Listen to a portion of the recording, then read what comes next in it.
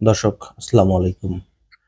একটা গুরুত্বপূর্ণ খবর পাওয়া গিয়েছে, যেটা হচ্ছে বৈষম্য বিরোধী ছাত্র আন্দোলনে সরাসরি যে শেখ হাসিনা জড়িত ছিল, এটার একটা কল আলাপ ইতিমধ্যে আন্তর্জাতিক অপরাধ ট্রাইব্যুনালের হাতে এসে পৌঁছেছে। আমরা ইতিমধ্যে এর আগেও দেখেছি তার বিভিন্ন কল আলাপ কিভাবে ফাঁস হয়েছে। সেই কল আলাপগুলো নিয়েও অনেক আলোচনা পর্যালোচনা হয়েছে। আহ, এ নিয়ে ওই শেখ হাসিনার নামে অনেক মামলা মোকদ্দমাও হয়েছে। কিন্তু সবশেষ একটা প্রমাণ, বিশেষ করে হাসিনা সরকার যখন ছিল, বিভিন্নভাবেই কিন্তু বিভিন্ন মানুষের কিন্তু কল রেকর্ড ট্র্যাপ করতো হাসিনা, এবং সেই ট্র্যাপে কিন্তু এখন নিজেই পড়েছে।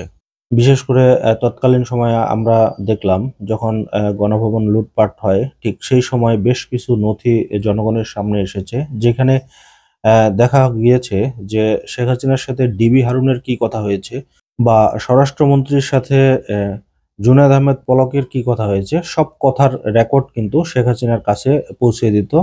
আহ, সেই রেকর্ডগুলো কিন্তু ইতিমধ্যে আন্তর্জাতিক অপরাধ ট্রাইব্যুনালের কাছে পৌঁছে গিয়েছে। তো এই রেকর্ডগুলো নিয়ে একটা নিউজ করেছে দৈনিক মানবজমিন। মানবজমিনের খবরের শিরোনামে বলা হয়েছে যে জুলাই আগস্ট হত্যাকাণ্ড, হাসিনা সহ জড়িতদের কল রেকর্ড প্রসিকিউশনের হাতে। খবরের বিস্তারিত যেটা বলা হয়েছে যে জুলাই আগস্ট গণ অভ্যুত্থানের ঘটনায় ক্ষমতাচ্যুত সাবেক প্রধানমন্ত্রী শেখ হাসিনা সহ জড়িতদের গুরুত্বপূর্ণ কল রেকর্ড পাওয়া গেছে বলে আন্তর্জাতিক অপরাধ ট্রাইব্যুনাল জানিয়েছেন। একই সাথে গুমের ঘটনার তথ্য প্রমাণও মিলছে, একথাও জানানো হয়েছে। প্রসিকিউশনের এক আবেদনের প্রেক্ষিতে শেখ হাসিনা সহ জড়িতদের গুরুত্বপূর্ণ কল রেকর্ডের সত্যতা যাচাইয়ের জন্য ফরেনসিক পরীক্ষার অনুমতি দিয়েছে আন্তর্জাতিক অপরাধ ট্রাইব্যুনাল। এই যে কল রেকর্ডগুলো যে পাওয়া গিয়েছে, এগুলোর ফরেনসিক রিপোর্ট আসা পর্যন্ত তারা অপেক্ষা করবে। কারণ এই কল রেকর্ডগুলো তো এখন অনেক পদ্ধতি বের হয়েছে, এআই পদ্ধতি বের হয়েছে, এরকম অনেক কিছুর মাধ্যমেই হয়তো করা যায়। সেই ব্যাপারটা নিশ্চিত হওয়ার জন্য তারা ফরেনসিক রিপোর্ট করবেন। একই সাথে গুমের ঘটনার তথ্য প্রমাণও মিলেছে বলে জানানো হয়েছে। তবে গুমের ঘটনার তথ্য যে মিলেছে, এটা তো আমরা ইতিমধ্যে আগেই দেখেছি। এটা নিয়ে নতুন করে আসলে বলার কিছু নেই। তবে ব্যাপারটা আরো ক্লিয়ার হচ্ছে আর কি দিন দিন।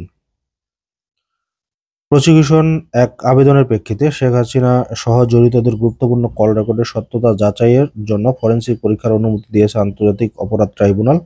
পরে এক সংবাদ সম্মেলনে প্রসিকিউটর এবিএম সুলতান মাহমুদ বলেন, শেখ হাসিনা সহ অন্যান্য যাদের কল রেকর্ড ফাঁস হয়েছে সেগুলো সত্যতা প্রমাণ করার জন্য আমরা ট্রাইব্যুনালের অনুমতি চেয়েছিলাম।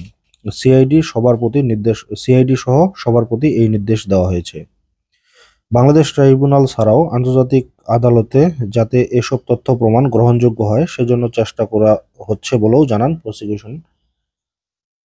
তার মানে শেখ হাসিনার নামে যে আন্তর্জাতিক আদালতেও মামলা করা হয়েছে, সেখানে এই কল রেকর্ডগুলো তারা পাঠাবেন, এবং প্রমাণ হিসেবে এই কল রেকর্ডগুলো কিন্তু সেখানেও ব্যবহার করবেন তারা। তার মানে শেখ হাসিনার জগৎকে দিন দিন সব দিক থেকেই ছোট করার যে পরিকল্পনা, সেটা কিন্তু বাস্তবায়ন হচ্ছে অলরেডি। আর শেখ হাসিনার জগৎ আস্তে আস্তে আরো ছোট হয়ে আসছে। অনেকেই ধারণা করছেন যে তিনি চট করে বাংলাদেশে ঢুকে পড়বেন।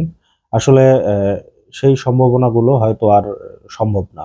আওয়ামী লীগের নেতাকর্মীরা এখনো মনে করে যে শেখ হাসিনা যে কোনো সময়ই দেশে ঢুকবেন, কিন্তু এখন দেখার অপেক্ষায় সবশেষ পরিস্থিতি কোন দিকে যায়। তো দর্শক, আজকের মতো এই পর্যন্তই। আল্লাহ হাফেজ।